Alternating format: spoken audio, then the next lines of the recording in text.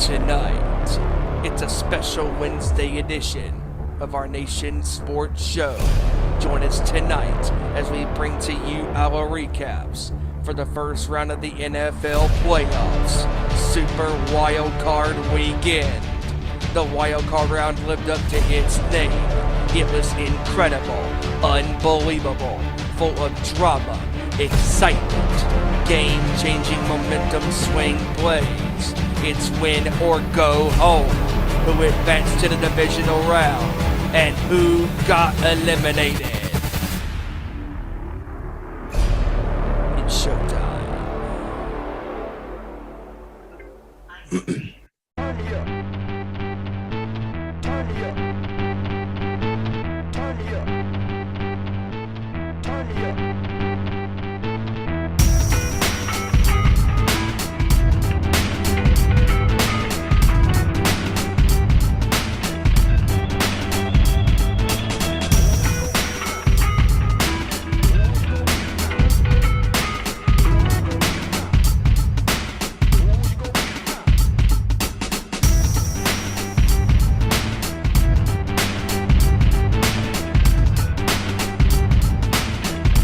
From the gridiron to the court, talking all that is sport, breaking down the latest news, scores, and more.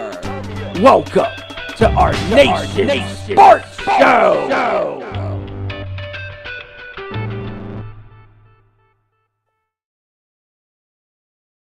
Oh yes, it is Wednesday, and you know what that means. We are live for another special Wednesday edition of our Nation Sports Show, since we could not be live for you yesterday.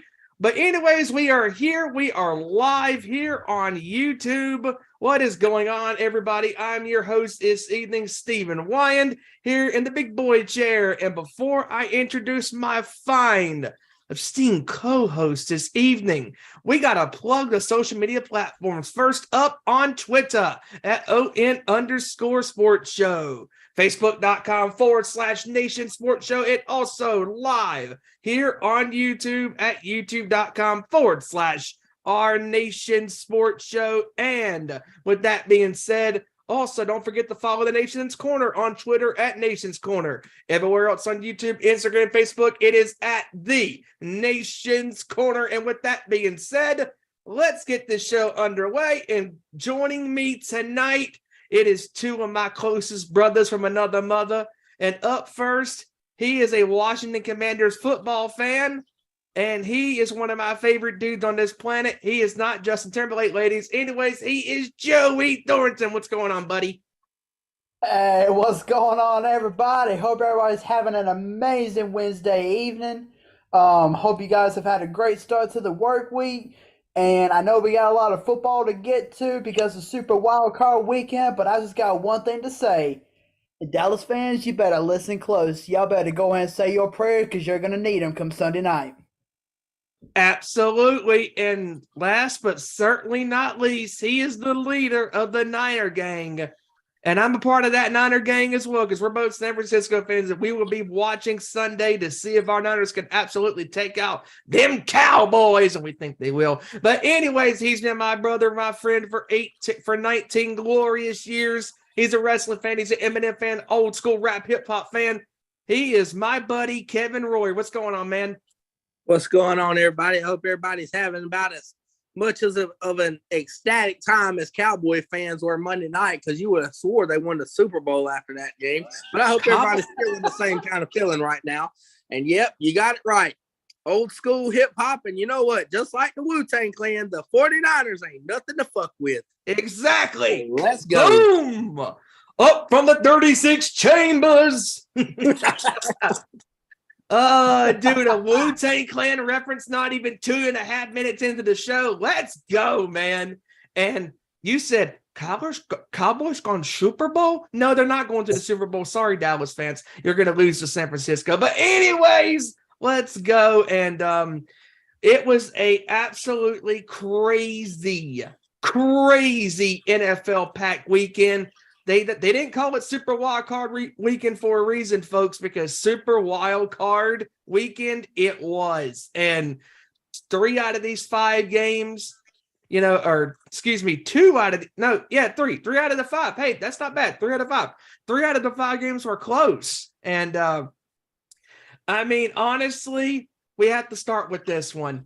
And it's one of the greatest choke jobs in American sports. It is the Los Angeles insert San Diego Los Angeles Chargers blowing a 27-0 lead against the Jacksonville Jaguars on the road, and absolutely astounding numbers.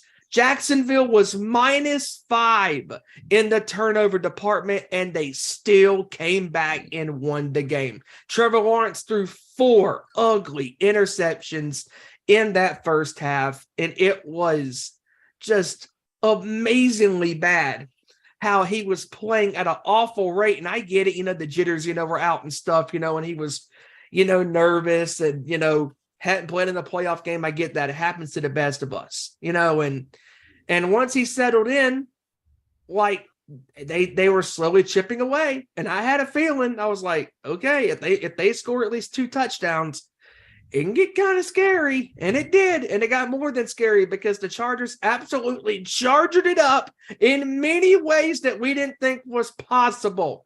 Brandon Staley for 30 minutes was good, but it's a 60-minute game, pal, and you didn't play for full 60 minutes. And this is why you are who we thought you were. You tried to out-Falcon the Falcons this season. You escaped. You absolutely was playing down to your competition at times this season and escaped. And oh, by the way, if that wasn't enough, Brandon Staley, you played your starters on a meaningless football game against the Denver Broncos in Week 18. Who could you have used? Mike Williams. You didn't have him in the game because you let him play for 55 pissing minutes in a game that was meaningless. That didn't matter at all because regardless, you were going to be the 5th seed. If you actually used your eyes, Brandon Staley, you could have seen that you were going to be the 5th seed no matter what. Because the Ravens were going to be number 6. You were going to be number 5. And by kickoff, you should have set your starters. But guess what? You didn't. You had to outdo yourself. You had to stamp your own failure of playoff legacy. You're right up there now with Matt Ryan and the Atlanta Falcons 28-3. There should be a picture on social media with Matt Ryan on the left and Justin Herbert on the right. On the left it says 28-3 Super Bowl 51 in Houston, Texas. 2017 against the Patriots. On the right, it should say January the 14th, 2023, the night that we absolutely pissed away a 27-0 victory against the Jacksonville Jaguars, and that would be the Los Angeles Chargers. You deserve to be sitting home in your comfort of your own home, watching better teams, unlike your so-called franchise, watching them play in the Final Four in the AFC. And we're going to get to the rest of those games. But first, I want to get your thoughts on this, Kevin, because this was absolutely just unbelievable. How the Los Angeles Chargers was up 27-0, +5 in the takeover in the turnover category. No turnovers on their end, no interceptions, no fumbles, nothing. And they still lost the game. And I'm pretty sure you're going to agree with me on this, Kev. I think the reason why they lost their game is because A, bad coaching, and B, they got conservative. Your thoughts? I agree. I mean, especially when you look at the no turnovers the Chargers had. So that's telling you right now, they were just trying to run the ball and do stupid shit and getting stopped and giving the ball back to Jacksonville with momentum, not trying to be aggressive, not trying to – and that's what I don't get. Brandon Staley has a bad history of being too aggressive. And then when, in the moments that mattered most, he was conservative. Get the first down and keep the chains moving, run the time. I mean, damn, even if you was to run 8 minutes off the clock and not score a damn single point, that would have been fine. But you only run like 2 minutes off the clock, punt the ball away, then instantly give up another touchdown, you're going to blow a lead.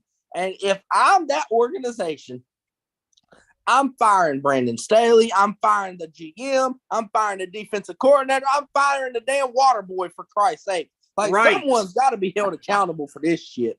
I mean, if I'm that organization, I'm on the phone with Sean Payton directly after the game. Like, hey, I got talent in LA. I just don't have a fucking coach that can coach his way out of a paper bag. Get your ass down here and help Justin Herbert like you did Drew Brees. Come on down here, because I guarantee you Sean Payton would choose the Chargers over any other these bum-ass franchises that ain't got no team or talent around them, because the Chargers, that's why it's so frustrating. They have talent. They have plenty of talent. They have an abundance amount of talent. Like, you look at Herbert. You look at Austin Eckler, one of the best fantasy running backs in the game. You look at Mike Williams. You look at Keenan Allen when he's healthy. You look at the offensive line when they're healthy. You look at Derwin James when he's healthy. Joey Bosa. Like, they have an ample amount of talent. And no offense to Jacksonville, I think they're going to be a juggernaut in 2 to 3 years with Doug Peterson and Trevor Lawrence. It's just not their time. They're still puppies in a dog's world. They weren't meant to be thrown out there and win. They were meant to give them some competition, but this was the Chargers' game to lose. Jacksonville's so young, they're just getting their paws wet, so to speak. Like, and I hate to say it, and I know we're going to discuss it later, but you're going to see this coming up Saturday when the Kansas City Chiefs and what they're about and how they will handle Jacksonville, and you'll see what I'm talking about. The Chargers are absolute idiots for starting all of those guys when they could not have moved up. Okay, I get play them to not get rust or nothing. Okay, but play them one quarter and sit them. Only play them half of the snap percentage, like light work. Don't put them in a full game trying to damn battle with let's cook Russell Wilson out there. Like, let them just run off with the game. Oh, that they still lost, by the way. But I digress. My thing is, like, you look at, and this is another game, but you look at what the Giants did when they rested their players and got extra, like, film study and, like, basically prep time. And you look at the Chargers who just go out, oh, let's just only focus on the Broncos, knowing damn well that match was set in stone before Sunday, the Chargers and the Jaguars, because the Jaguars won Saturday night. So they already knew who they were playing. They should have stopped right then and just started prepping for the Jaguars. But you know what they did? Brandon Staley does what Brandon Staley does, and that's just stink up the joint. I'm just saying. I know that he's got 2 lawsuits on his hand. One is Matt Ryan and the Indianapolis Colts, and the other is the Atlanta Falcons are suing the Chargers for copyright infringement over the shit that they've done in the past couple of years. The Falcons blowing a 28-3 lead, and the damn Colts were blowing a 35-0 lead. So, good job, Chargers. The ultimate fail in playoff time. Brandon Staley, you're gone, guy. You're gone. Couldn't have said it any better, man. And also to add to that, the Chargers only had 7 rushing yards in the second half. Let that sink in for a second. Joey, your thoughts?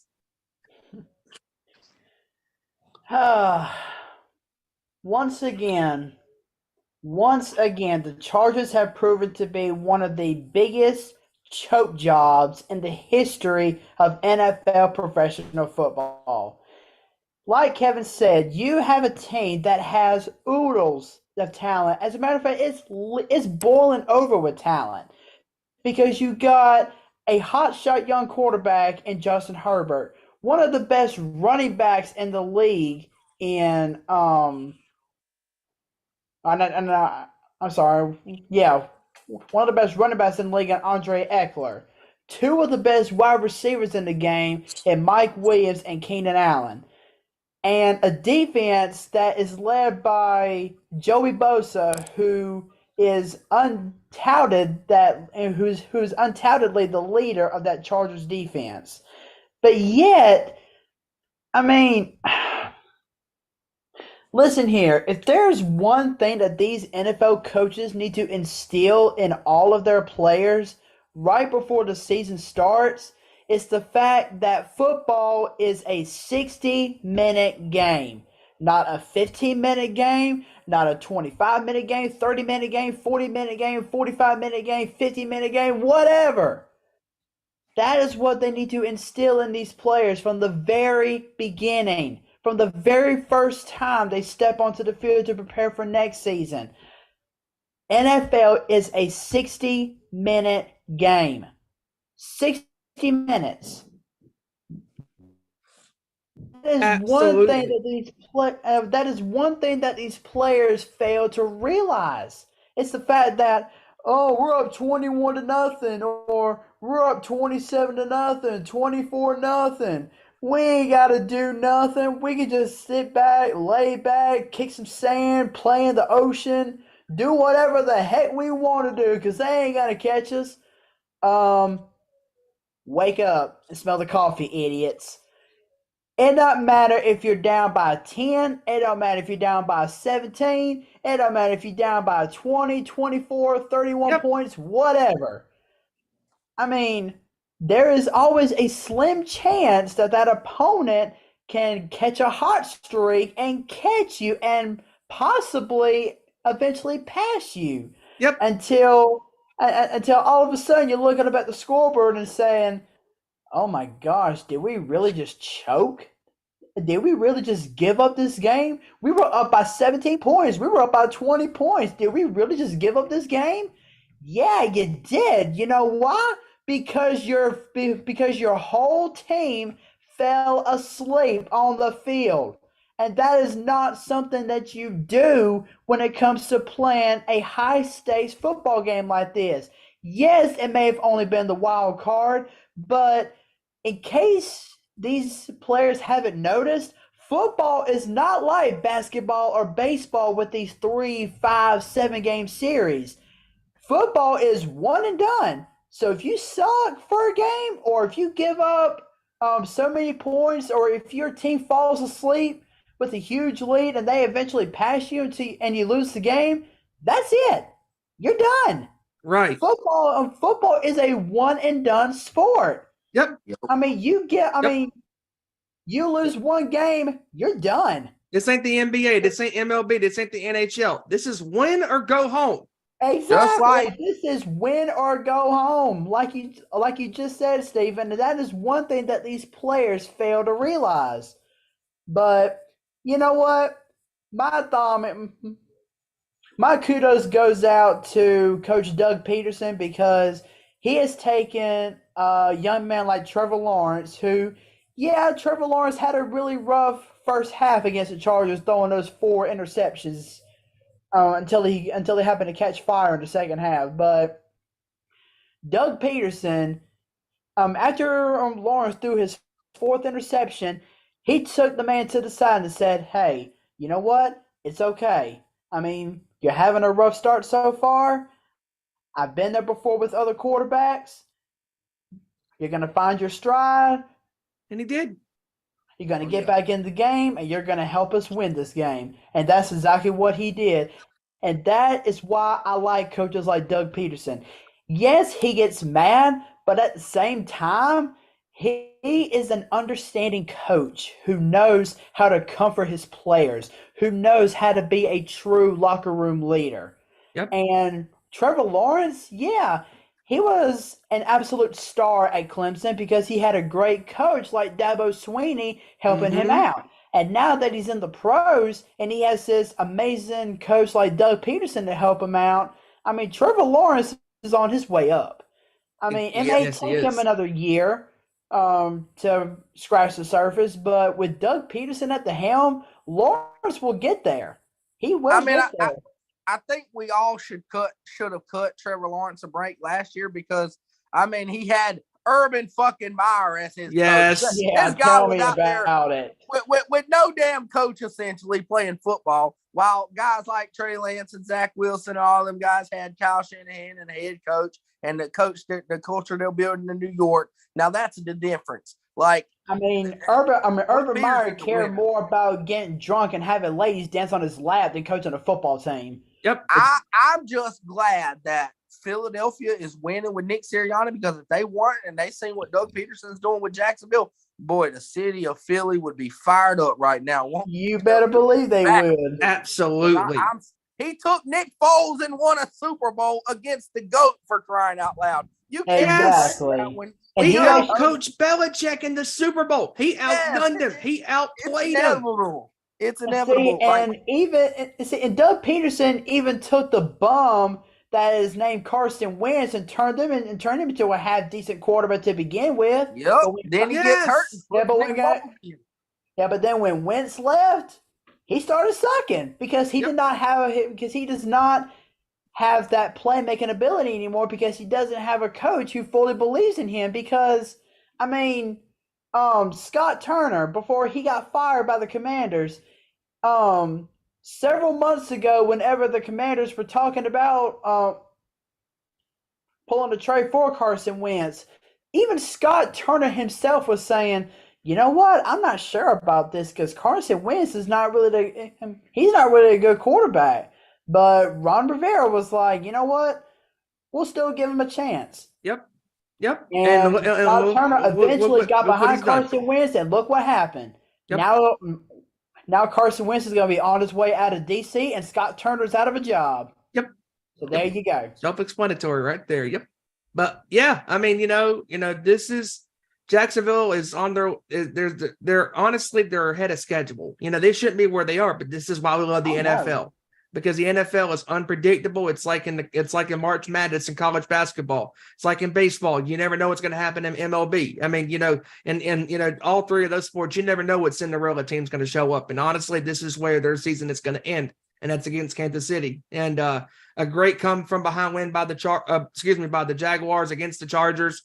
And moving on to the other Saturday game, and that was San Francisco for the third time this year absolutely annihilated the Seattle Seahawks 41-23. Brock Purdy, 332 yards, 3 touchdowns passing, 1 rushing touchdown. Christian McCaffrey had over 100 yards from scrimmage and a touchdown. Deebo Samuel had a 74-yard touchdown pass from Brock Purdy, and that defense in that second half absolutely took over. When that fumble happened in that third quarter, that defense took over.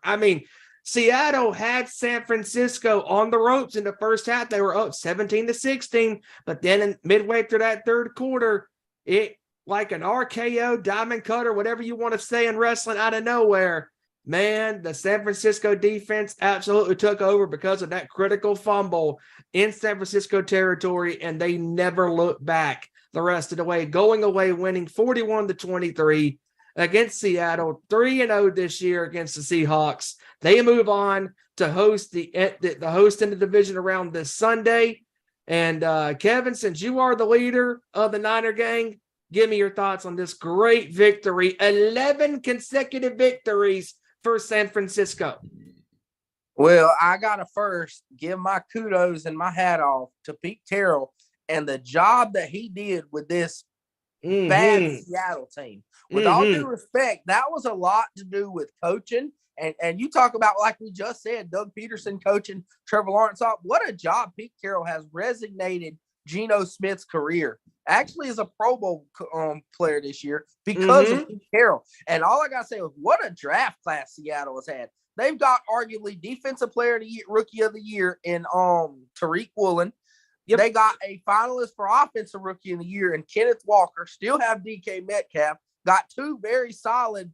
And solid, they've held Nick Bosa off the sack board in that game with Cross and the other guy. They got a very good rookie class. And from here on out for the next 3 years or the foreseeable future, it's back to those 2012 days where it was Niners Seahawks, and that's all that mattered in the NFC West. And you know what? I'm glad that the 49ers are 3-0 this year, because that takes away so much pain that these sea chickens and Pete Carroll have caused us Niner fans since 2013 up until 2020. He's literally been a pain in our side from the NFC title game all the way through now, just constantly outbeating us. No matter who we had, no matter what happened, Seattle owned us. So to be able to get out of that funk, and I will say in that first half,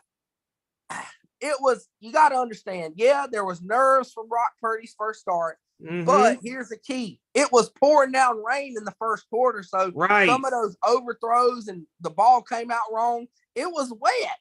Once it dried up and his nerves got settled down, Brock Purdy couldn't miss. He was hitting everything. Like he threw for a 90% completion percentage in the second half, over 330 yards, 3 touchdowns, and like he's just making it look easy. And my hats also go off to Seattle because their key to going in this game, the key to success, the key for a hopeful upset was play a perfect half of football. After the first drive, when they got stopped, they played a perfect half of football. They had the Hail Mary that Travarius Ward slipped on and DK caught down the sideline for a touchdown. They had Dre Greenlaw being over aggressive and Kenneth Walker getting the edge on that touchdown. They caused the 49ers to do a stupid penalty. I don't know why we squib kicked it in the end of the half, first of all. Then a stupid penalty got them in the field goal range in less than 1 second to kick the field goal to go out. So Seattle was on the ropes. They were rolling. They played the perfect half of football. But like Deebo Samuel says, this brand of 49er football is they're going to punch you in the mouth like a boxer until it gets into the 8th round and you just ain't got no fight left. And you're going to quit taking them shots. And then the Niners are going to roll around. They're going to hit you in the mouth and make you not want to hit no more. They're going to say, I don't want to get hit no more. And that's what Seattle did. Trent Williams, Juszczyk, McCaffrey, Deebo, blocking them boys, hitting them boys in the mouth. They just couldn't take it no more. They couldn't hang with the physicality brand of football that the 49ers play with. There is a reason that every team that has played the 49ers this year has lost the next week because they're beat up. They're banged up. Exactly. 0-15 are teams that have played the Niners, and then the next week they go on to play, they go on to lose. Dude, when I heard that stat, I was like, that is a crazy stat. 0-15? It's funny because if for somehow a miracle this Sunday happens with Dallas, if they can beat San Francisco somehow miraculously, we all know what's coming. They're going to be too beat up. They're going to lose the next round because of that stat right there. But what I'm saying, Brock Purdy, this brother can play some ball. He reminds me of 2013 rookie Russell Wilson that took that team and took over that team midway through the year and started to run with it. Like he started getting on a roll. His escapability when he's about to get sacked and extending plays reminds me so much of Aaron Rodgers, Patrick Mahomes, guys like that who can get out of that sack, who can slither out of the pocket, keep the play alive. And then when you got that, plus the Christian McCaffrey running routes and Deebo running routes for a long time, someone's going to get open. And when someone gets open, they're going to catch the ball and take the ball 80 yards for a touchdown like we seen with Deebo Samuel the other day. So the 49ers absolutely put on a clinic offensively. Defense came alive, made some adjustments. They came alive. And what a performance by this team. And the hottest team in football, clearly. 11 wins in a row. Yes. No other team has a winning streak past 6 right now. And I think that's Cincinnati Bengals. And they're up to 7. But, I mean, nobody's close to that win streak. No. So, I honestly see why teams like the Eagles fans are wanting the Cowboys to win, or Cowboys fans really wanted the Vikings to win, because no one wants to see the 49ers in the playoffs until they absolutely have to because of that brand of football. Like, you never know what position those offensive guys are going to line up in. Like, you might have Deebo at running back, McCaffrey at wide receiver. I seen a play where McCaffrey was a fucking tight end on a play. Yes. And Kittle was out wide. And I said, what is this? And you know what they call it? And here's a good example, Steven.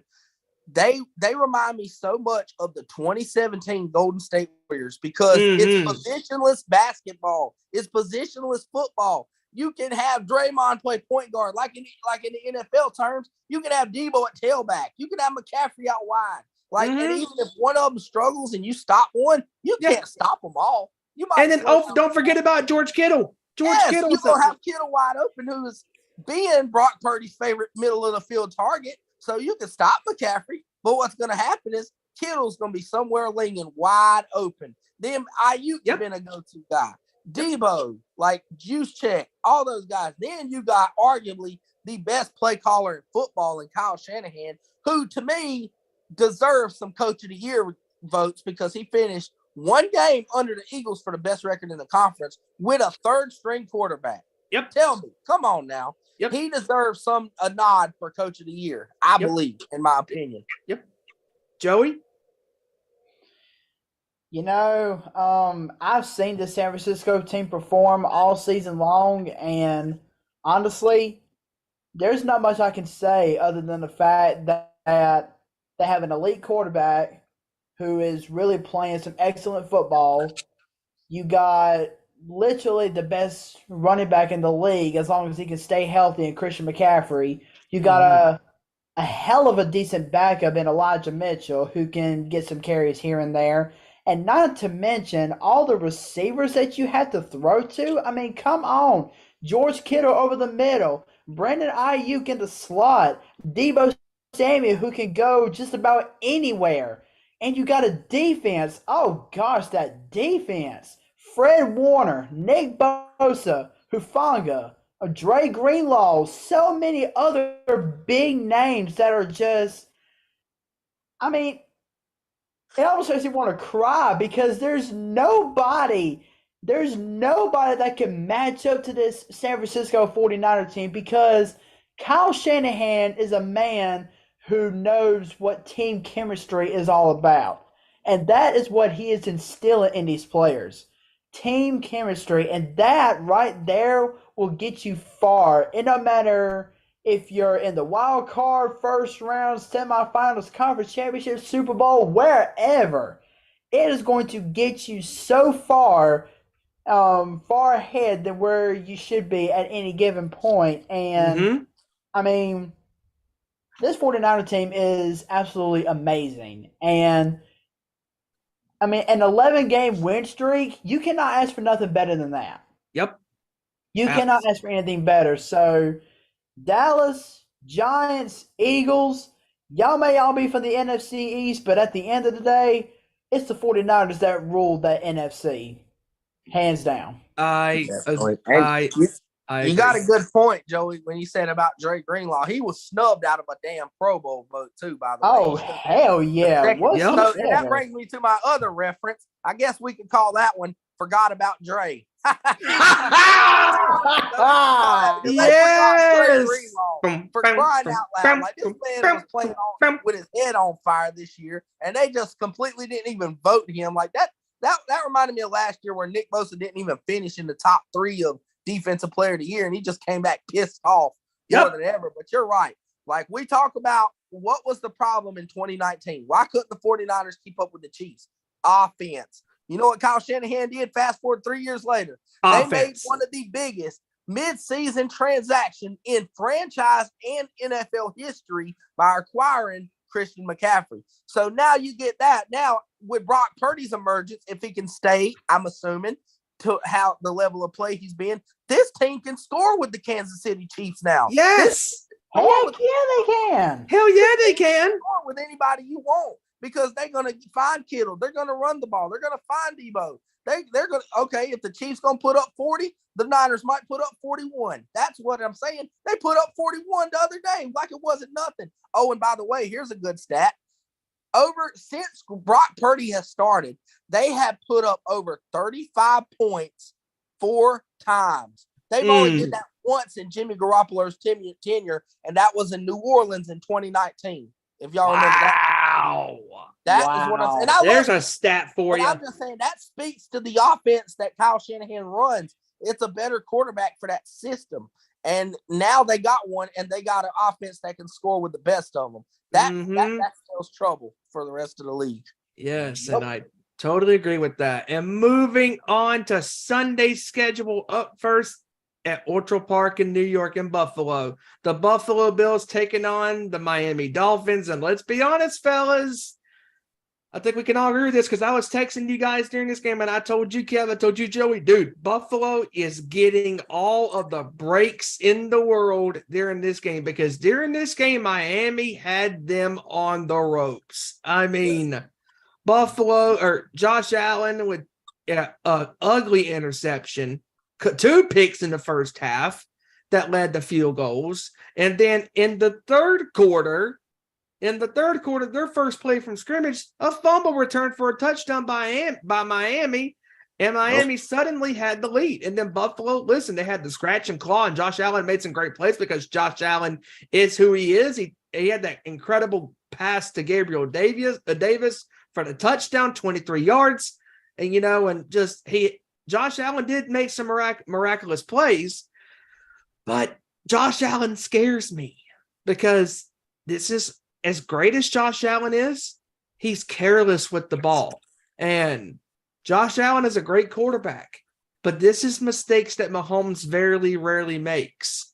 A great Brady in his prime never made those mistakes. Peyton Manning never made those mistakes unless it was in the big moments.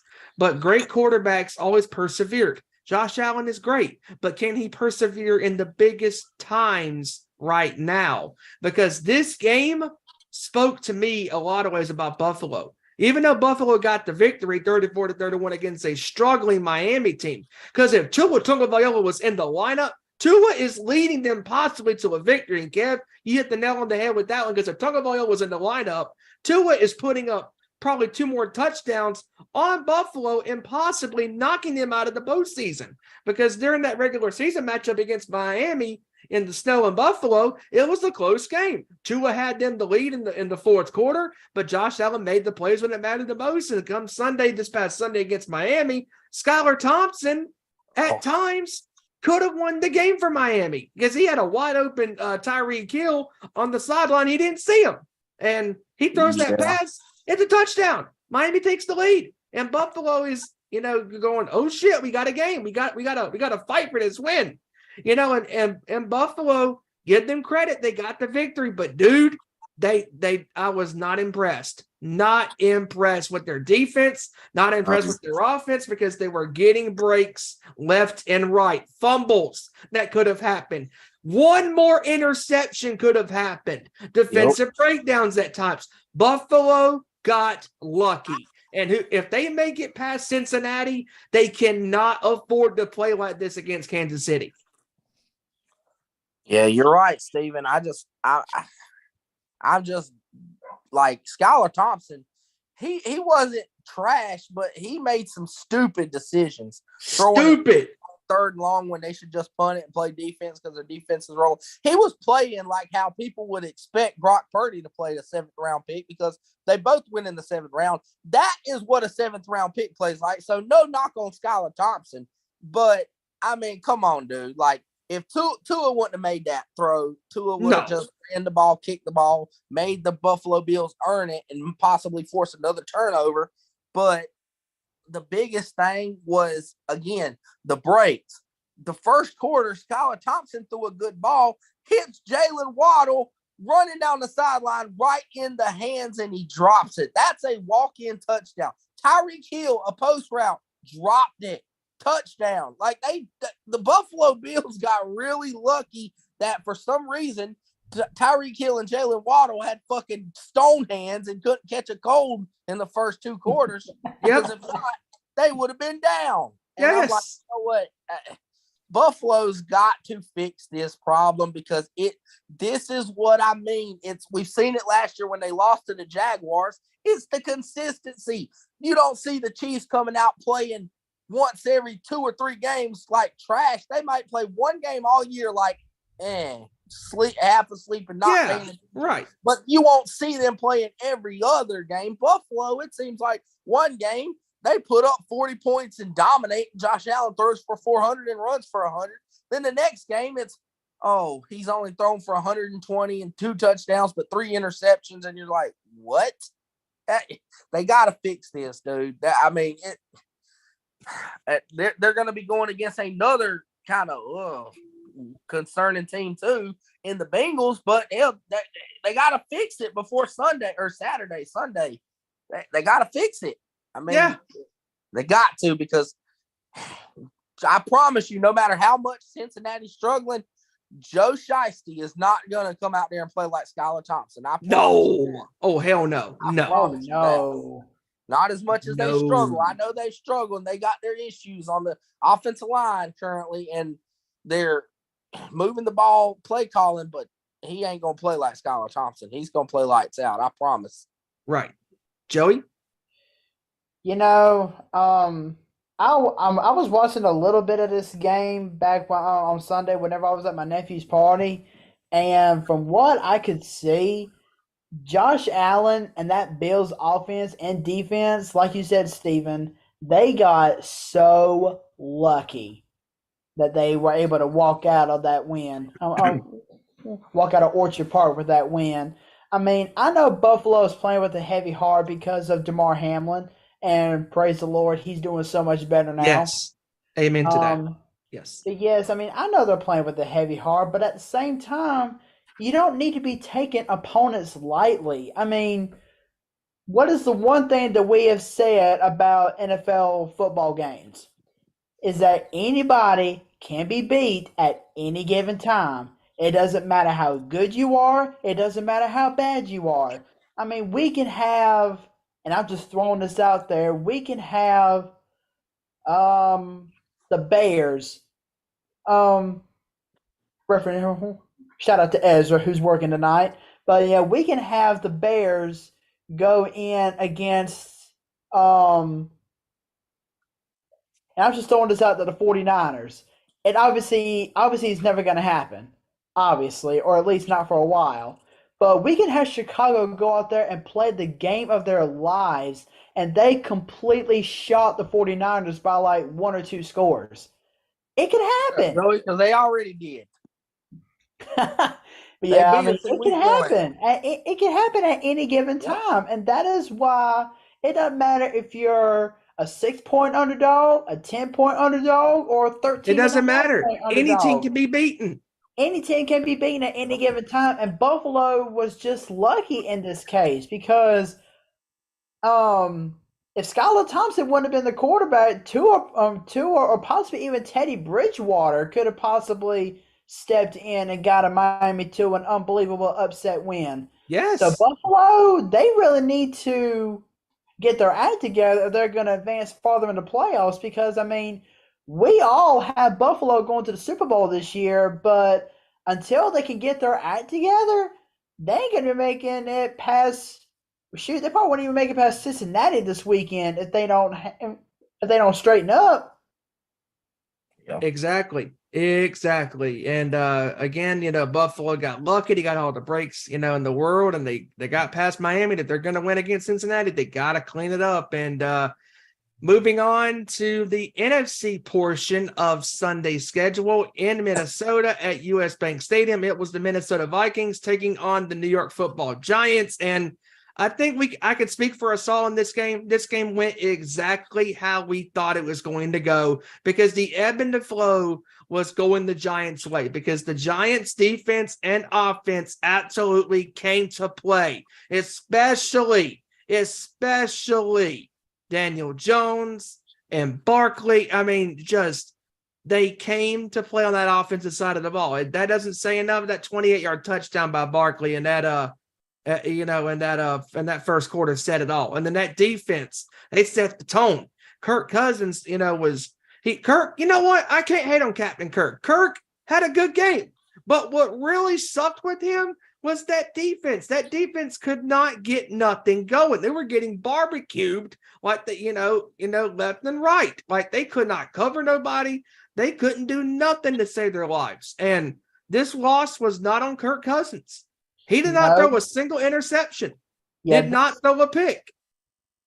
This loss definitely was not on Kirk Cousins. I mean, I understand that we all like to joke around with Kirk Cousins saying how he's not the best in primetime, but for once, none of us can actually knock Kirk Cousins on that game performance.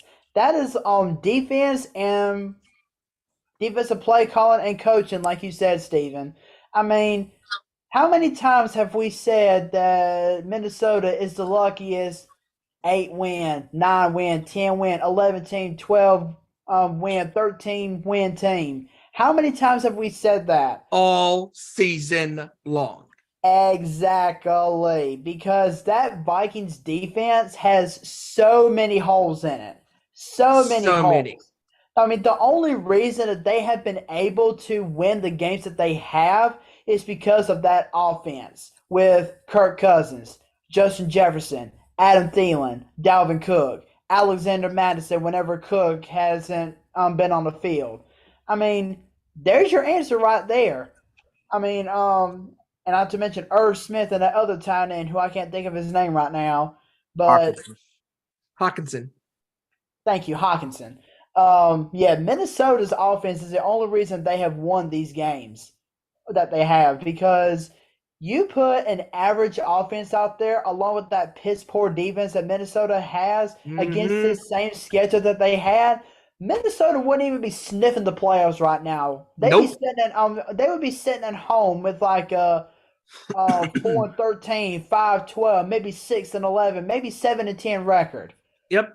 You would not have this 13-win Minnesota Vikings team if they put an average offense out there with that piss poor defense. No, because all of their losses this year, ironically, were on were they all on the road? No, I'm sorry. The couple were at home. I was thinking of Dallas' record. There was a couple at home because I was thinking of Dallas' record. Sorry.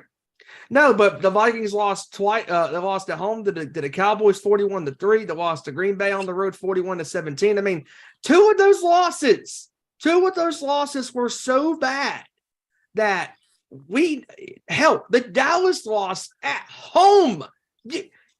No team in their right mind gets their asses beat that bad at home. Exactly. If you're a playoff team. The fact that Dallas went into their building and absolutely bitch slapped them, treated them like a dog. Dallas had their way with them. Their defense did, their offense did.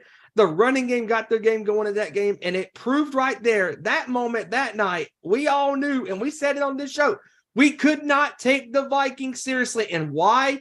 This is why the three out of the four of us picked the Vikings to lose, because we didn't trust them, and it proved and reared its ugly head in the first game against the Giants and their own game, because the Vikings are now, say it with me, folks, eliminated. And see, and real quick before you go on, Kevin, this is probably, and here's another here's another aspect to the fact why the Vikings were so lucky to win the games that they had this season. The Vikings are possibly the first playoff team in a very long while to reach the playoffs with a minus differential scoring margin. Yes. I mean, that does not happen to a playoff team, especially for a team that won 13 of its 17 regular season games. You can't make this up. No, that does not happen at all.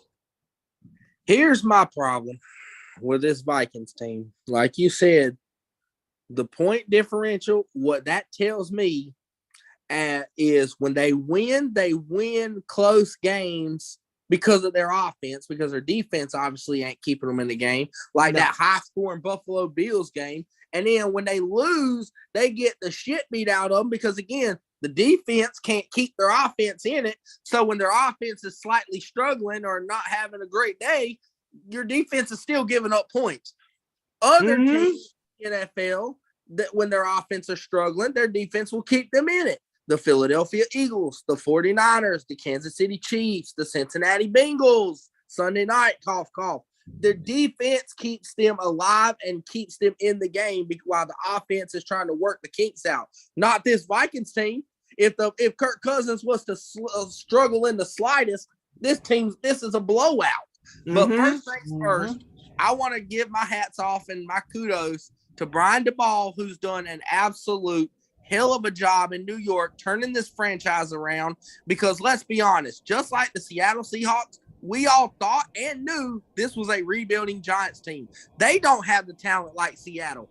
That's how you can tell who's a good coach, because no offense, Saquon's solid when he's healthy. He's solid. They don't have no big-name receivers. They don't have a tight end.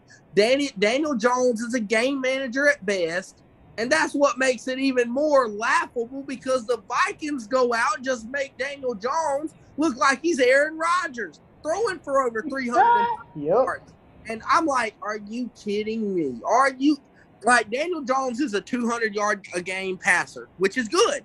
And especially with Brian DeBall, who's probably going to end up as another finalist with Shanahan as coach of the year because of the job that he's done with that team that won like 4 games last year and turned them around this year to win. He's bringing the best out of this team. He's got the players wanting to play for this team.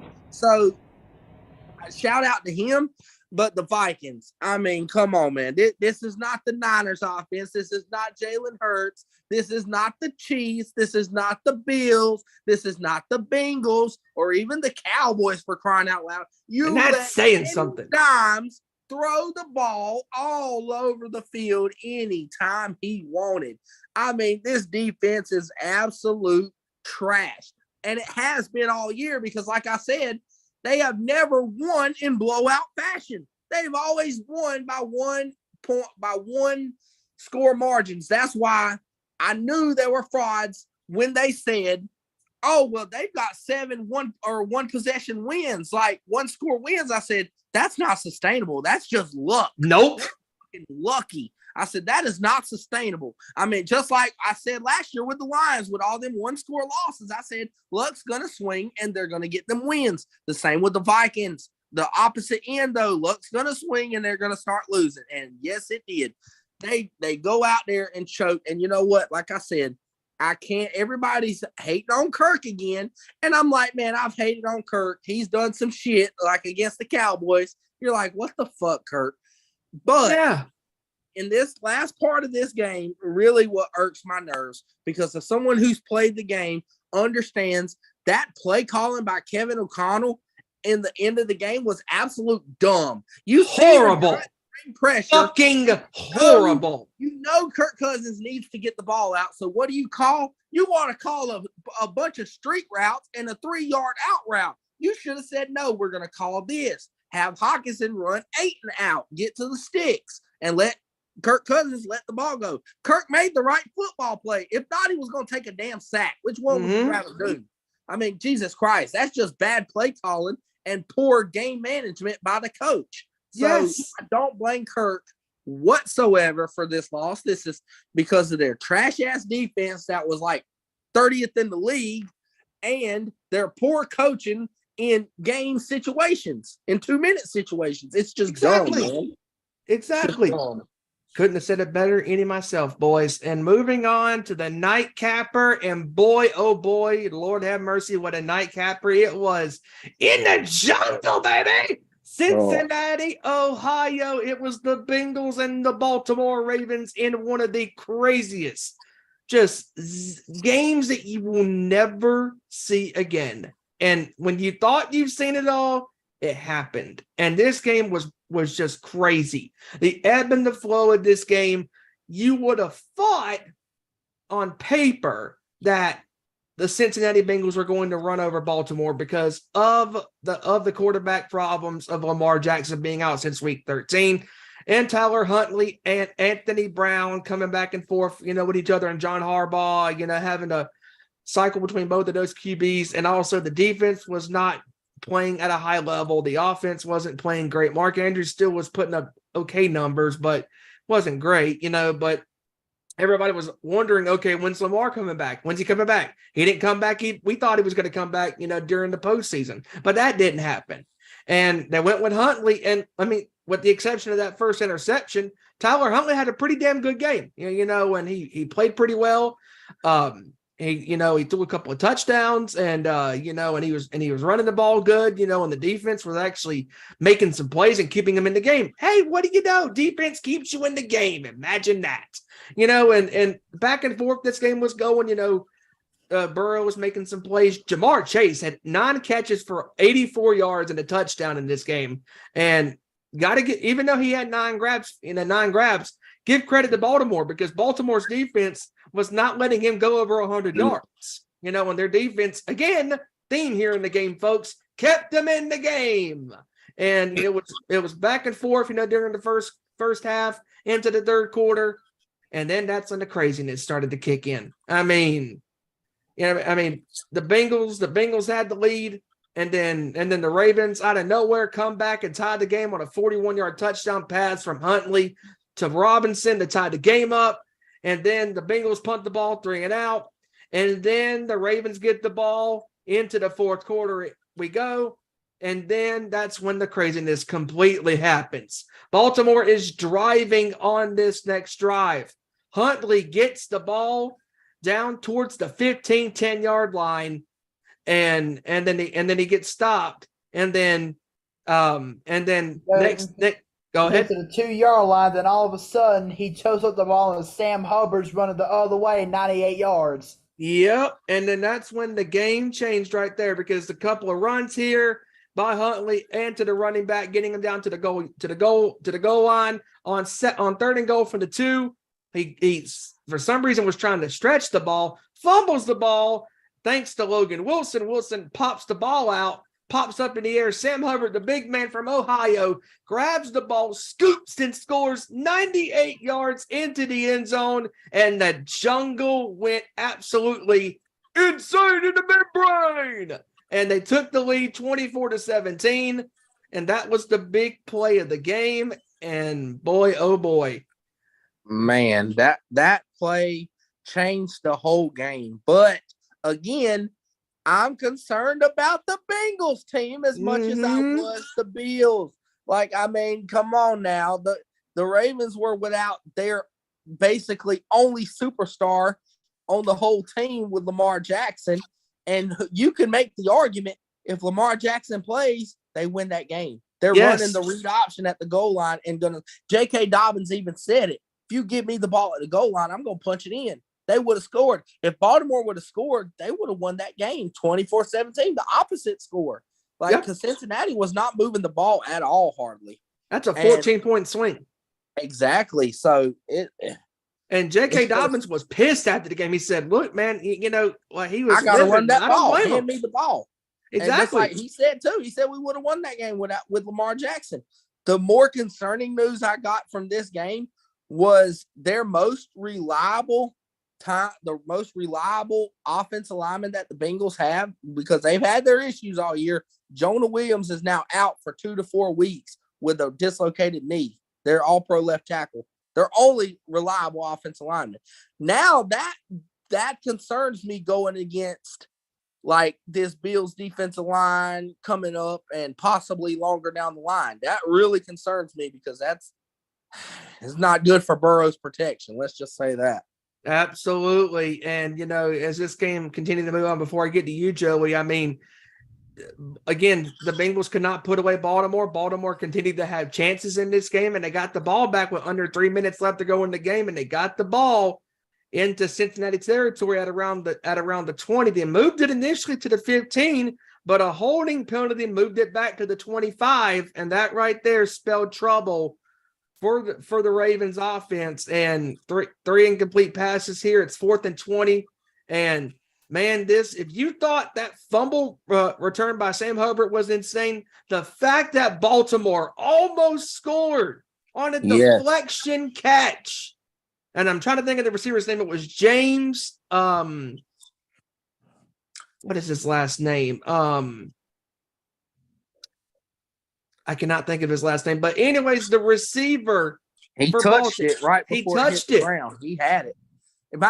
Just like I said, though, this is just like we talk about any given Sunday, but this is why they say football is a game of inches. Mm-hmm. Because if it was 2 inches from that being called a Tyler Huntley touchdown, but instead it was stripped. It was within 2 inches of that guy catching the ball in the end zone on a Hail Mary to tie the game. This is why they call football a beautiful game of inches, because that's what it is. And you know what? I think the Ravens would have gone for 2, because why the hell not? Why not? Don't trust Justin Tucker. Fuck it. We go for 2. We do it live. We go for 2. Fuck it. Do it live. Do it, John Harbaugh. Just say fuck it. We did it against Pittsburgh last year. Let's do it again. Yep, exactly. I mean, and Baltimore, they kept their defense in the game. The Bengals kept their defense in the game. But at the end of the day, somebody had to win and somebody had to go home. And the Bengals made the plays when it mattered the most. And the Bengals are moving on to face the Buffalo Bills in the game that we have been waiting for all season long. And this is where the game really matters, because this game on Sunday at 3 Eastern will decide who goes to the AFC Championship game, and it should be a hell of a game. And moving on. Oh, I'm sorry, Joey. Give us your thoughts on the Sunday's game. All right. Well, first off, the receiver's name is James Prochet. Thank you. But yeah, I mean, like Kevin said, I'm concerned about the Cincinnati team also because if it wasn't for that 98-yard fumble recovery, Logan Wilson punching the ball out and Sam Hubbard returning the ball 98 yards, Cincinnati wouldn't even be in this game coming up. Because, I mean, yeah, the Bengals have a good offense and a good defense, but it's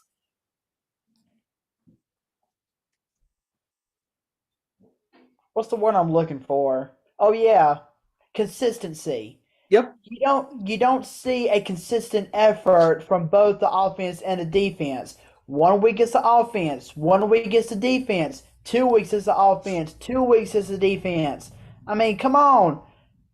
In order for a team to win a football game, the offense and defense has to be at least 50% consistency on both ends of the ball. If you don't have that, then you're going to have some difficulty putting some teams away, moving the ball downfield, putting the ball in the end zone, running the ball down opponents' throats. Right. I mean, this is going to be a really good game because it's going to be interesting to see whose offense and whose defense steps up between Cincinnati and Buffalo this weekend. Right. Because keep in mind, we were supposed to see this matchup in Week 17, but with DeMar Hamlin and the cardiac arrest, it just didn't happen. Nope. Right. But how fitting. So this is going to be a really true test for not only both offenses, but both defenses as well, because both defenses struggled severely this past weekend. And it's very so it'll fitting be that these interesting two to see teams. whose offense and whose defense steps up in the game this weekend. It's back really full circle. Yep, it all comes full circle. The game that should have happened in Week 17 finally happens. More importantly, in the playoffs, and this time it will happen. And speaking of happening, Monday night we had one more wild card game in Tampa Bay, Florida. It was Tom Brady and the Buccaneers taking on Dak Prescott and the Dallas Cowboys. And oh boy, is right. And with that being said, Kevin, I know you have something to say. You got something to say. So, Kev, the floor is yours. Take it away. Okay, listen here. What do you want, Dallas? A fucking cookie? You beat an 8-9. You beat an inferior team, you bully. You beat up a team that was worse than you. Yes, I picked Tampa Bay because you know what? There's one thing I've learned over my whole entire lifespan, and that is to never count out Tom Brady. So I would rather pick my L's off the floor, count my losses for being wrong, than to eat my words about Tom Brady again like people did in the Atlanta game from 2016. I don't want to do it. I'm just saying, Tampa had a chance, but their defense is shit. Their run pass defense is 27th in the NFL.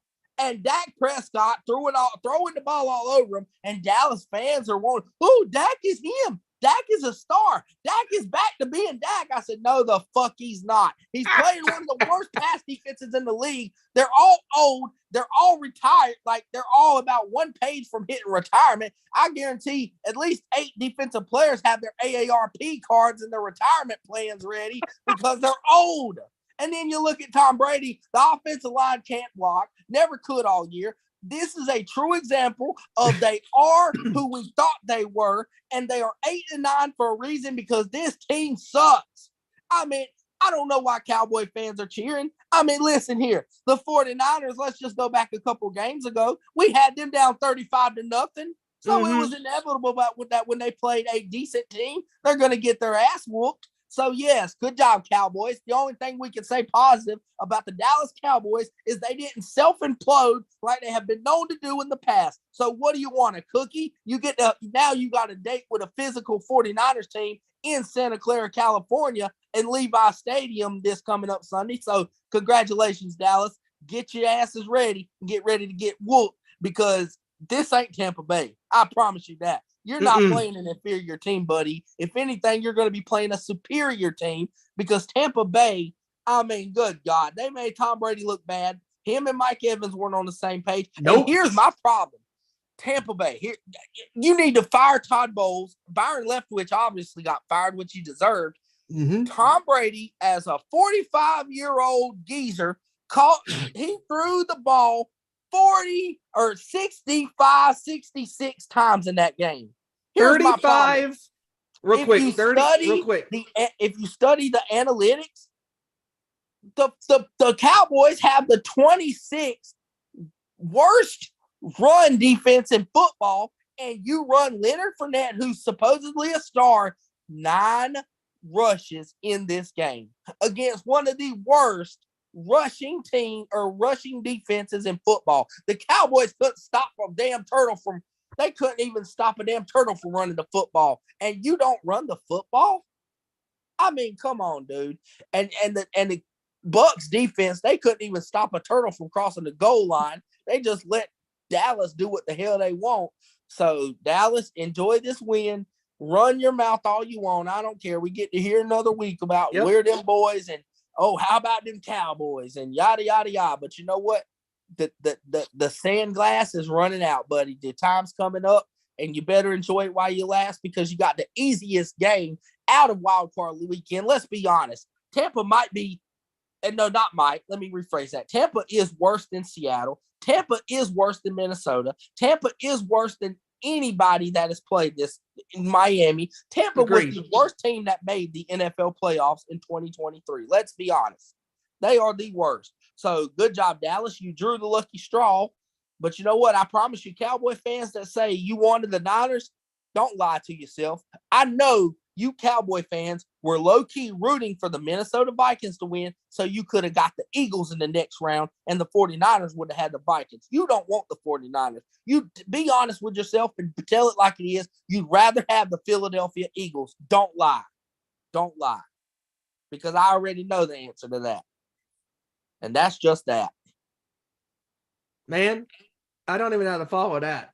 And but to add to that, with Brady throwing the ball 66 times, he was 35 of 66 for 351 yards, 2 touchdowns, and 1 interception. And listen, before I go to you, Joey, I just want to say about this game. Tom Brady looked like a 45-year-old quarterback. His offensive line couldn't block worth a damn. His receivers couldn't catch the ball because, for one, the offensive line is garbage. And number 2, Brady did not have the same chemistry with Mike Evans like he did a couple of seasons ago. Brady did not have the numbers that he's had over the years. This was honestly his worst year since his second starting full-time year with the Patriots in 2002. Also, speaking of the Patriots in 2002, this is the first time since Tom Brady since 2002 against the Raiders in the playoffs when they were getting shut out. This was the first time that he has been shut out in the first half of a playoff game since 2002 against the Raiders when Dallas was up 18-0. Should be 21-0, but I digress. Your kicker can kick a fucking extra point. But anyways, moving on. The defense is terrible. The offense is terrible. I mean, that begs the question, where does Brady go from here? I think he leaves Tampa Bay.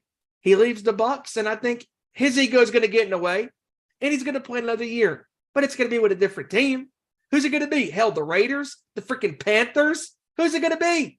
Hell, I don't know. Could be San Francisco, but it won't be. It won't be the Niners because they don't need him. They don't need Tom Brady, but the Raiders do. And who also needs him? Josh McDaniels. Anyways, Joey, give us your thoughts on this game.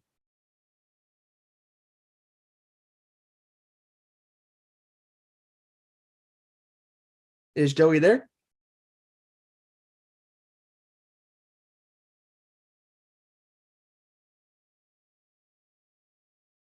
Joey, you there?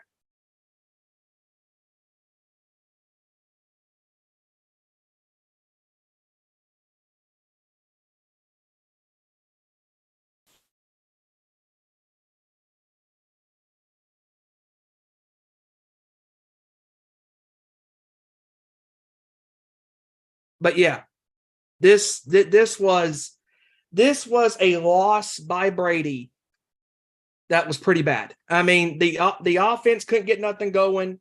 The defense couldn't get nothing going. It was just not a good performance. Not a good day at the office. And go ahead, Joey. Sorry. Hey, sorry about that. I had to step away for a minute. No, you're good. Sorry about that. Yeah, but I don't know whether to actually celebrate with Dallas for a week or just laugh at the fact that their fans are about to make the biggest mistake that they could ever make as Dallas Cowboys fans, to think that they're going to beat the San Francisco team. No. I mean, no, absolutely not. No.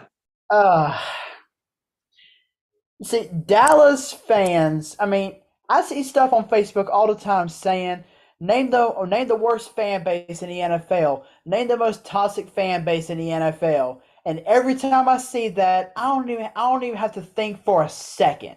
And I say Dallas Cowboys.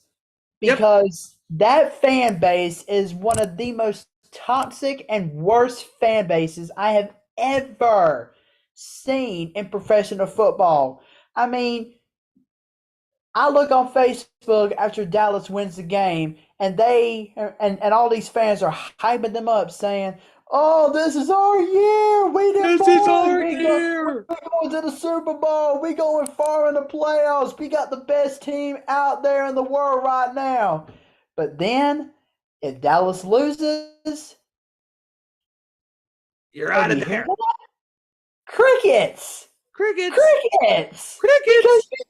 you don't hear anything from those Dallas Cowboy fans whenever they lose. You do not hear a thing, and it's laughable.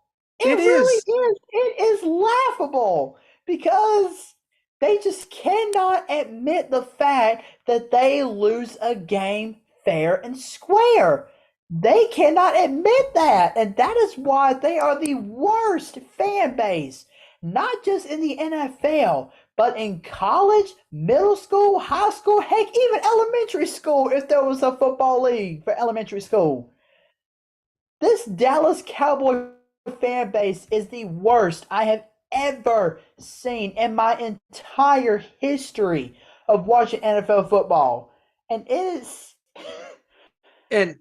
I'll admit, Dak Prescott had a great game. He had a great game. But like Kevin said, whenever I had to step away for a minute, he was facing a depleted Tampa Bay secondary. He was facing a depleted Tampa Bay defensive line that has had injuries upon injuries upon injuries all season long. Mm-hmm. And yet, this team that they're going up against Sunday evening, they've had their share of injuries too. But at the same time, San Francisco is a complete team. So, exactly. I mean, if Dak thinks he's going to repeat his performance on Sunday night that he did against Tampa Bay this past Monday, I'm sorry, bro, but you're dreaming. Exactly. You got another thing coming. I mean, this San Francisco team, I mean, I think it's going to be a very competitive game, but in the end, San Francisco's going to come out on top. But, of course, we'll get to that whenever we get to our predictions here in just a minute. And we will here in the next few minutes, yep. But this Dallas team, they may have beaten Tom Brady. They may have knocked him out of the playoffs. But the history is still on their side because ever since 1996, let's see, the Cowboys have had 5. This many wins in the playoffs since 1996. That was 27 years ago. 27 years. So you're telling me that, oh, we're America's team. We them boys. We've had so many great players on our team. We are the best year in and year out. 5 playoff wins in 27 years? Not good. Listen here, Dallas. This isn't the 90s. this isn't the fact that you had, this isn't the 70s when you had Roger Staubach, and this isn't the 90s when you had Troy Aikman, Emmitt Smith, Michael Irvin. Yep. This is not that same Cowboys team.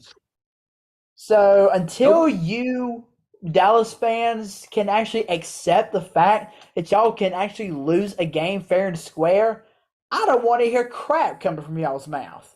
I don't want to hear it. And Kevin hit it on the head during his rant about the Buccaneers, saying that, that Dallas, played a trashy team in Tampa Bay. Tampa Bay was the worst team this year that made the playoffs. They were the luckiest to make the playoffs. And they beat who they beat. But let's be honest, Dallas, and Kevin was right. Dallas fans are lying to themselves. Oh, we want the Niners. Bring on the tough competition. No, you wanted the Philadelphia Eagles. Because Philadelphia at least is in your division. At least Philadelphia's, weaknesses. You know what they bring to the table. You know what their strengths and their weaknesses are. You don't want San Francisco because, as we all know on this show, because we picked San Francisco to go to the Super Bowl. San Francisco has the complete total package of a team on offense, defense, special teams, you name it, the whole 9 yards, the head coaching, everything. San Francisco is the better complete team. In Dallas, you beat who you beat. You beat a shitty football team in Tom Brady that was on, which is remarkable into itself because Brady had a complete garbage year this year with this receiving core, with this offensive line. And I knew that Tom Brady's year was doomed, when his wife left him, when her and the kids left him. Number two, when his offensive line, more importantly in the football side of things, was dropping like flies to the injury bug. I knew right then and there that Tom Brady's year was screwed, and it played out the way we thought it was going to be because the Bucs aren't who we thought they were. They put them on the field, and they got beat. But how about them Cowboys? They got a playoff victory. They're fifth since 96. Congratulations. Going to get your asses beat by San Francisco. And before we move on to the predictions, Prescott threw for 305 yards, 4 touchdowns. Whoop-de-freaking-do. Congratulations. Whoop-de-do. It ain't happening. Try doing that against San Francisco and Nick Bosa, Fred Warner, Hufanga, and Dre Greenlaw and see how you do then, boy. Yep. And moving on, before we get to the predictions, again, folks, follow us on Twitter at Oakland_Sports Show and Facebook.com/Nation Sports Show. Also, where we are live right now on YouTube.com/Our Nation Sports Show. And also, don't forget to subscribe to the Nation's Corner on YouTube at YouTube.com/The Nation's Corner. And also, don't forget to follow the other platforms at Instagram and Facebook at The Nation's Corner and on Twitter at Nation's Corner. And with that being said, folks, it is time for our prediction battles, for our prediction picks for this week in the greatest round of the NFL playoffs. Playoffs? Yes, the playoffs? You kidding me? Playoffs? Dallas actually won a game. Anyways, moving on. Woohoo! Hell has frozen over. Yes, hell is frozen over, folks. Tell me about it. Moving on to the divisional round this Saturday. It is starting off at the Elite Eight in football in the NFL. It is at Arrowhead Stadium. It is the underdog Jacksonville Jaguars taking on the Kansas City Chiefs. I'll go ahead and start off this score. Jacksonville, I think they could give Kansas City an absolute competitive game because we need to keep in mind that even though the Chiefs have, of course, that high-powered offense led by Patrick Mahomes and Travis Kelce, they still have a weak defense. Mm-hmm. I mean, their defense can be strong at times, but it has mainly been inconsistent. So with that being said, I think it's going to be a very competitive game. But in the end, I think the Chiefs are going to come out on top. I'm going to say 34-24. You know what? I think this game's going to be a close one. I'm going to go with the Chiefs, but in a close one, I'm going to go 27-23 on a game-winning touchdown drive by Mahomes. Okay. I love what Jacksonville's doing, but Andy Reid might be up there with Bill Belichick as the best coach in football. Mm-hmm. You give that man 2 weeks to prepare. after a bye week. I don't think it's going to be close. I think they're going to fight to start with, but I'm going to go Kansas City 31-20 over Jacksonville. I can see that. I think Jacksonville squeaks a touchdown Yeah. at the last second, but I think basically the whole game, Mahomes and them have it under control. 2 weeks to prepare. Andy Reid is not going to let he going to come up with something. Good point. Oh, no. Good point there, buddy. And moving on to the next game on Saturday, for the Saturday portion to end the night, it is in Lincoln Financial Field. It is the Philadelphia Eagles taking on their arch nemesis in the NFC East, the New York Football Giants. You know what? The way this season has ended with Philadelphia just on their toes, the Giants almost beat them with their second team. This could spell upset. That I could really see the Giants pulling off the upset. I'm just not confident with making a sleeper pick this week. I got to go with Philadelphia, but get this. I'm going to go the last second of overtime. Oh! Over the Giants at the last second. What was your score? What was your score again? 31-28. Wow. Okay. I don't feel good about it because, like I said, the Giants, they are that team in past. When they go into playoffs, we've seen it with the 2007 Patriots. Yeah, they lost that last week to the Patriots, but then they got on a roll. We've seen it in 2011. I'm scared we might see it again, but I just don't have enough confidence. I think talent has a lot to do with that. So I agree. I agree with that. Philadelphia. See, I'm actually going to follow a little bit of that same storyline, because I do think Philly's going to walk out of this one. But listen to this: it's going to be tied at 27 to overtime. The Giants will get the ball first. They will kick a field goal, and then Philly will take the ball and drive down the field and get the game-winning touchdown. Give me Philadelphia in overtime, 33-30 on that last second touchdown. I absolutely love it. I love that score. And I'm going to follow kind of the same trend. I don't think it's going to go to overtime. I think it's going to go to the final second. I do have Philadelphia winning. I don't feel great about it because their defense has been really suspect at best, and they almost lost to this Giants team, or they could have lost to this Giants team, but they had their starters. They ended up beating them 22-16. But I'm going to go with Philadelphia, fully started, all their fully starters in this game. I'm going to go Philadelphia 30-27 on a game-winning field goal. Yeah, see, and even though Jalen Hurts, even though they're saying he's fully healthy, anything can happen. He can mess that shoulder up again. So we'll see what happens. We shall see. And moving on to the Sunday portion of the divisional round at Orchard Park in Buffalo, New York. It is the game we've all been waiting for. It's going to be the Cincinnati Bengals taking on the Buffalo Bills. Oh, boy. Woo, this is a toughie one. This is what we call a doozy, folks. Like I said, this is going to be a very interesting game because both teams have great offenses and great defenses. But we saw both offenses struggle a little bit, and we definitely saw both defenses struggle this past week with the Bengals and the Bills. So this is going to be a very interesting game. But I'm going with Buffalo in this one. I mean, I know Cincinnati would like to book another ticket to the Super Bowl in back-to-back years, but I think Buffalo is going to get the job done on their home field.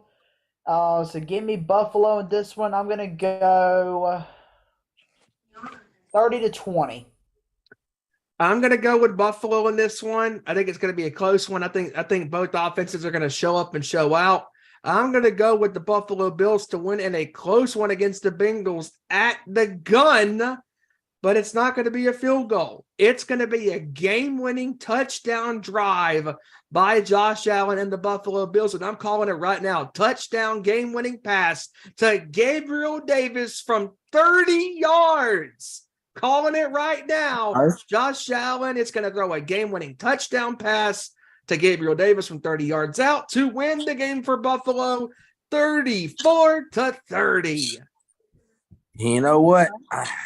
This is, in the words of the old Stone Cold Steve Austin, these two teams are the reason you can't trust anybody. I don't trust neither one of them the way they played Sunday.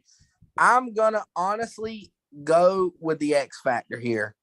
Jonah, while they both played bad, the Bengals were the one who lost a really good offensive lineman, and that's going to hurt. So I'm going to go with the Bills by a field goal. I'm going to go 27-24, but here's how it ends. I think Josh Allen they get the ball down, kick the field goal. Joe Burrow still has 2 minutes to drive the field. I think that offensive line goes down, catches up with them, and Buffalo gets a game-ending strip sack to recover the ball. I think they get it done. I think Ed Oliver steps his game up. Matt Milano, all-pro this year. I think he comes in on a blitz and gets the sack.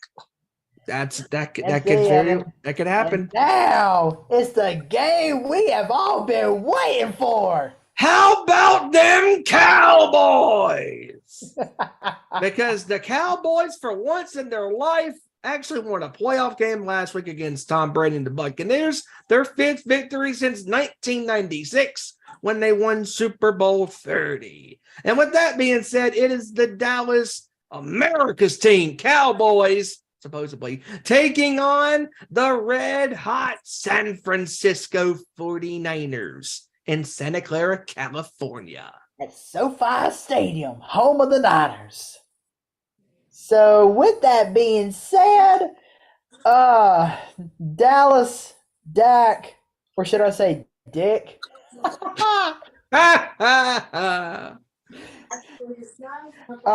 Once again, he's going to struggle.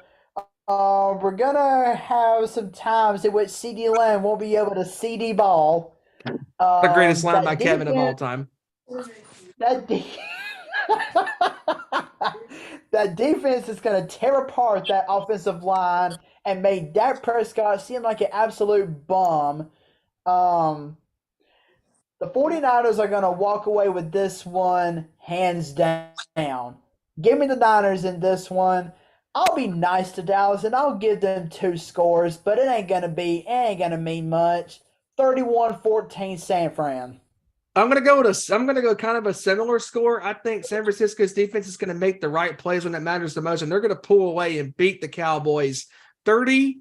30-17. Okay. Yeah, they were screaming they want the Niners.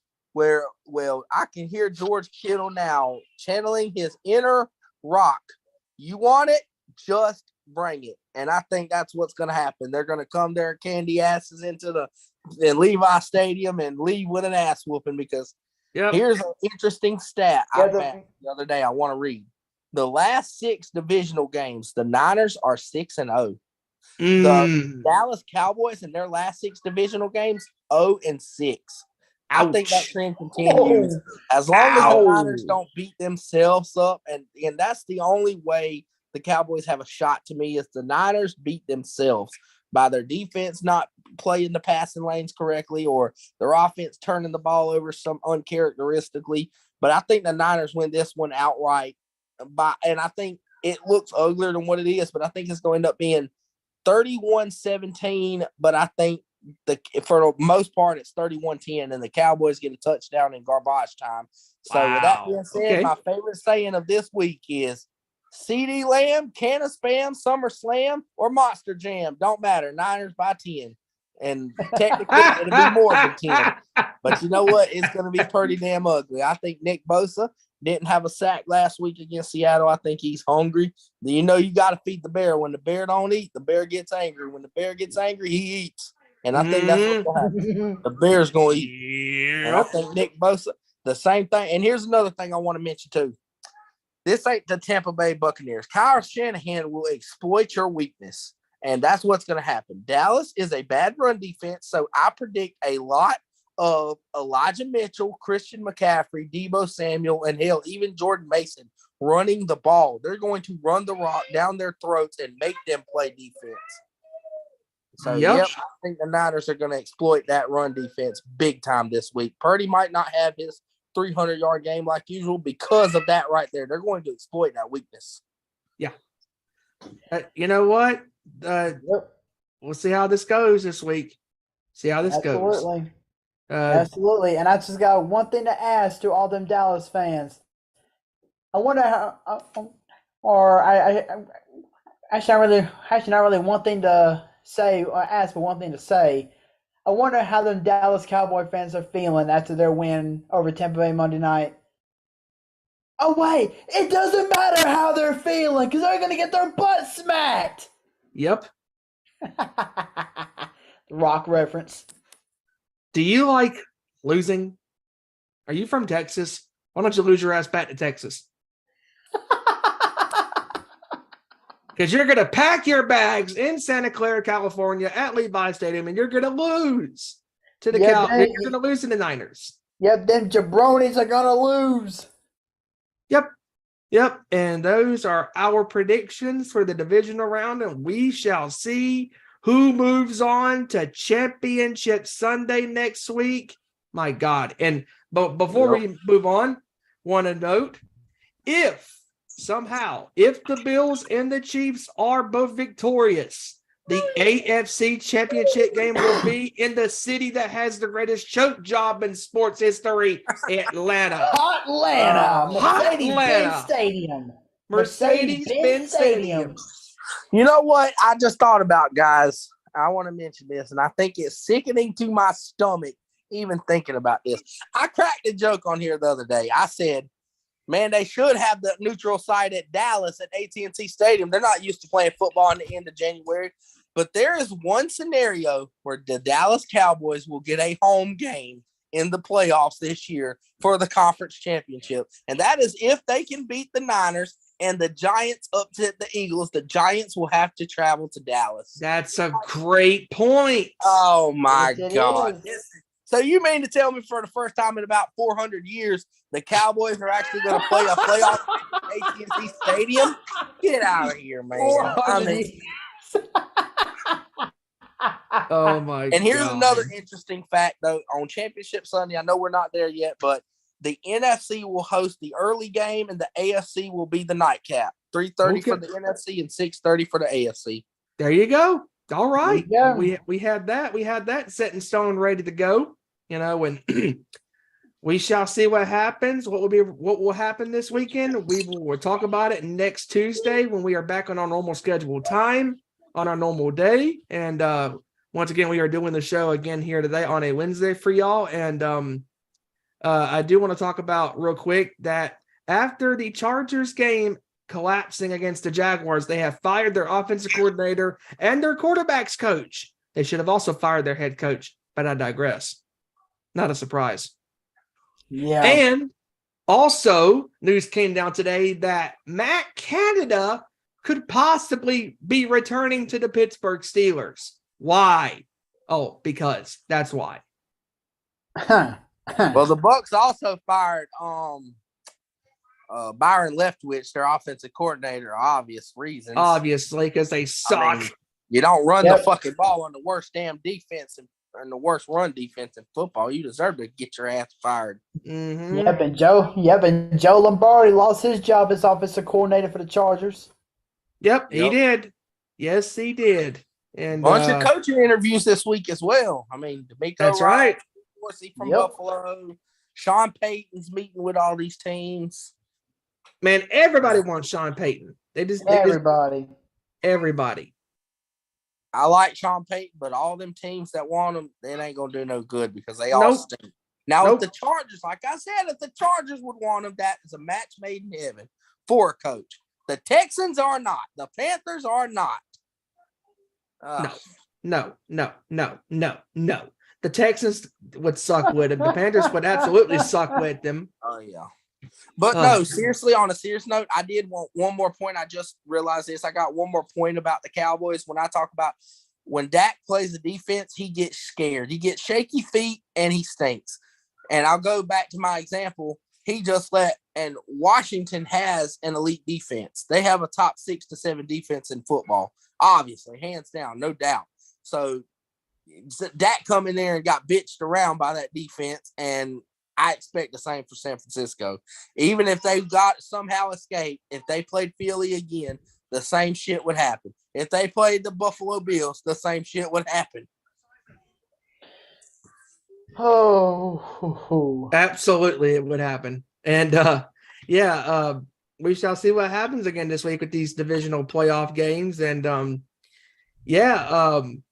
I know we're a sports show, but I do want to bring up like yesterday was a horrible day in the world of professional wrestling. And unfortunately, the news came down last night in Delaware that professional wrestler Jay Briscoe, one half of the ROH Tag Team Champions, died tragically yesterday, passed away in a car accident with another woman, and both of his daughters were in the car, ages 9 and 12, and unfortunately, unfortunately, the woman that hit him was killed. 27-year-old, she was killed in the accident, and so was Briscoe. That they were both driving their respective vehicles, and both trucks had a head-on collision. And the three other people in Briscoe's car, his two kids and the other woman, both sustained injuries. And Briscoe's daughter Gracie had to have surgery this morning on her back, and the other daughter was in stable condition, so that's good. But my goodness, what's not good is the fact that both of these kids and his wife have lost their husband and father. And Mark has lost his brother and tag partner for 20 plus years. And Jay Briscoe is one of the most decorated professional wrestlers. And the Briscoes are one of the greatest tag teams that you never heard of unless you followed ROH, unless you follow the indie scene. You know, they've also been anywhere. They've been, to Impact. They've been to New Japan Pro Wrestling. They've been everywhere except the WWE and obviously AEW. But these guys are 13-time ROH tag team champions, one of the greatest tag teams in professional wrestling. And they had a trilogy of matches with FTR last year, and it was three of the greatest matches of last year that nobody could top last year, including that epic 2 out of 3 falls match in I believe it was in Massachusetts. Yes, it was. It was in Massachusetts in August or July, excuse me. And then the dog collar match this past month in Dallas. I mean, and then, both of their matches in Dallas. I mean, the match at Mania Weekend stole the freaking weekend. Again, their 2 out of 3 falls match went all the 3 falls in Massachusetts in July at Death Before Dishonor. And then at Final Battle back in December last month, the dog collar tag team match for the ROH tag belts. And my God, I mean, those 3 matches were just incredible with these two teams, and they beat the hell out of each other. They told a great story in the ring, and Jay was also to add to his tag team repertoire of holding the belts 13 times with his brother Mark. He was also a 2-time ROH world champion, and just, man, it sucks. I mean, 38 years old. I cannot. It's still numbing to even say that. 38 years old, a tragic car accident took his life and took the wife of the 27-year-old woman that crossed into his lane. And they both lost their lives. And our thoughts and prayers go out to both of their respective families. And it just goes to show you, man, that you never know, man. And I always say this every single day. You tell the ones that mean the world to you, your family, your friends, your closest ones in your life, you tell them how much they mean to you, because you never know when it's going to be the last. And the wrestling world, their families are suffering during this horrible tragedy. And it sucks. It really sucks. It really does. There's not really much I can say. I mean, I was unfortunately unable to really keep track on the Briscoe brothers when they were running over the wrestling tag team division and Ring of Honor and New Japan Pro Wrestling and everything like that. But I didn't have to watch any other matches to know how big of an icon those two men were, or to see how iconic they were inside that squared circle. I mean, like you said, Steven, 13-time Ring of Honor Tag Team Champions, one of the best tag teams in Ring of Honor history. Yep. I mean, Jay Briscoe was a living legend.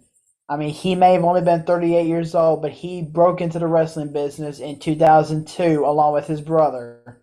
And that was the same year that WWE wrestlers Randy Orton, John Cena, Brock Lesnar, and Batista all broke into the WWE.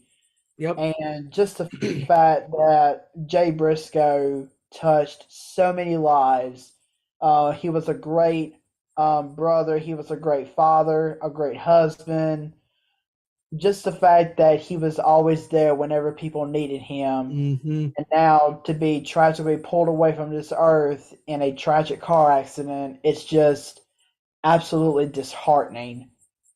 So, yes, my thoughts and my prayers go up to Jay Briscoe's wife and his family and his kids, and also to that other young lady who lost her life. My thoughts and prayers go out to them. It is a truly disheartening moment.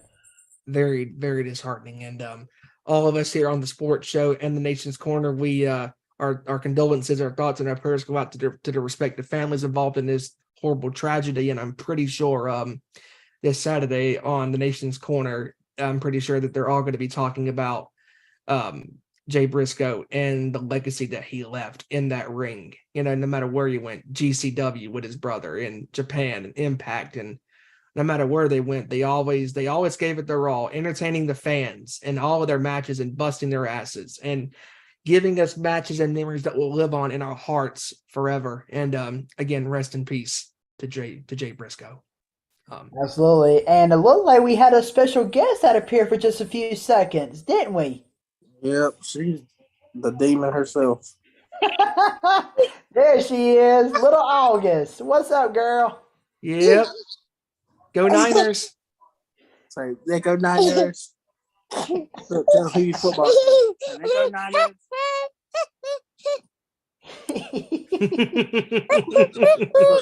Look. They go Niners. That a girl. Right. That a girl. You're raising her right, Kevin. You're raising her right. Yes. Absolutely. But yeah, man, I'm looking forward to this weekend with these playoff games for the divisional round, and it's going to be really interesting to see what happens this weekend, and just the NBA season continues to roll along, and the Celtics keep winning, the Lakers keep sucking, yeah. It all is right in the world of basketball, and I love doing this show with you guys, and it's a lot of fun, and can't wait to be back on with you guys again next week with Ezra being back on the show. And also shout outs real quick to Ezra's mother. Her birthday is tomorrow, so happy birthday to your mother there, buddy. And all right, looking forward to having you back on the show there, bro, next Tuesday. And with that being said, any final thoughts for you guys on the show as far as what you wanted to cover? No, I think I'm good. All right. What about you, Joey? I think I'm good. I mean, all right. Well, I think there's really nothing else going on, so I guess we can just go on to our final thoughts. Well, with that being said, Joey, final thoughts. Once again, another great show with you guys. Looking forward to doing this as we cover more of the NFL playoffs. We got a four-pack of games that we're gonna be able to watch this weekend. And I just hope that Dak Prescott don't have to cancel his little Disney cruise that he has planned for who knows how many months. But he's probably gonna have to cancel it because he'll be crying in the locker room after his team gets pummeled this weekend by the Niners. But yes, another great show with you guys. I love coming on here talking sports with you guys. Looking forward to all of us hanging out soon. We had to put a little derail on plans for our hangout this week, but we'll make up for it. We'll definitely make up for it. Yes, we will. But yes, I'm looking forward to hanging out with you guys. Looking forward to us potentially doing a live show later on this year. So, Dude, I cannot wait for that. I cannot wait for that either, and I hope it happens. But peace. See you guys next week. Kev, final thoughts?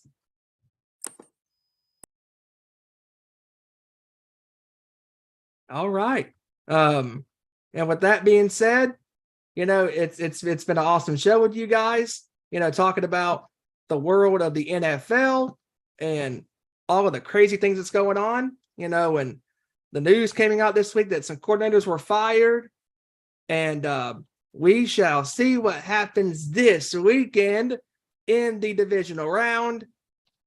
And we are going to have a full recap for all of you guys next Tuesday when we are back at our normal scheduled time of 7 Eastern, 6 Central, 4 p.m. Pacific time when Ezra joins us back next Tuesday. And once again, happy birthday to your mother, Ezra.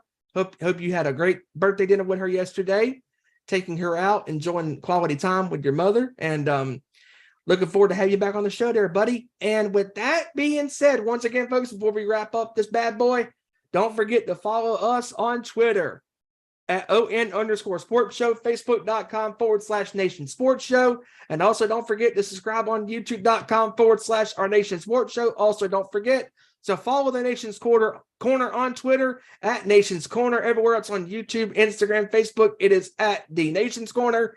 And again, this Saturday, the Nation's Corner will be live this Saturday, 7 p.m. Eastern, 6 Central, 4 p.m. Pacific, as they pay tribute to the late, great Jay Briscoe and his family. And again, our thoughts and prayers go out to Jay Briscoe, his family, and the young lady that lost her life in that tragic car accident yesterday in Delaware. And I say it all the time, and it never gets old. Doing this show with you guys is a lot of fun. I look forward to coming on this show with you guys, talking about the NBA, talking about football, talking about whatever the hell we decide to talk about. We do make jokes about the Cowboys, but it's easy to make jokes about the Cowboys. Come on, let's don't deny ourselves. But anyways, we will have a lot to talk about next Tuesday on our Nation Sports Show. Again, we will be back at our normal scheduled start time, 7 p.m. Eastern, 6 Central, 4 p.m. Pacific. And pretty soon, folks, the three of us, me, Kevin, and Joey, will be hanging out in person at a basketball game. It's going to be a lot of fun, taking it back to the old days of high school, sitting in the cafeteria talking about the world of the NBA, NFL, baseball, or whatever we decide to talk about at lunchtime. And with that being said, speaking of time, we are out of time. It has been an outstanding edition of our Nation Sports Show, covering the National Football League's Wild Card Extravaganza weekend. And we will be back next Tuesday yet again, 7 Eastern, 6 Central, 4 p.m. Pacific time, talking about the greatest weekend of the NFL playoffs. It is the divisional round. Who will be the final four advancing to Championship Sunday on the 29th? We'll have to watch and see. And we will be back here next Tuesday, live on YouTube, recapping all of the insane action from the divisional round of the National Football League. And with that being said, for K-Rod, Kevin Rory, for JT, Joey Thornton, I have been your host for this evening, Stephen Wyand. And this has been another outstanding edition of our Nation Sports Show. Everybody, have a great rest of your week. Enjoy the football action this weekend, and we will see you same time, same channel. Take care. Have a great rest of your weekend. Peace.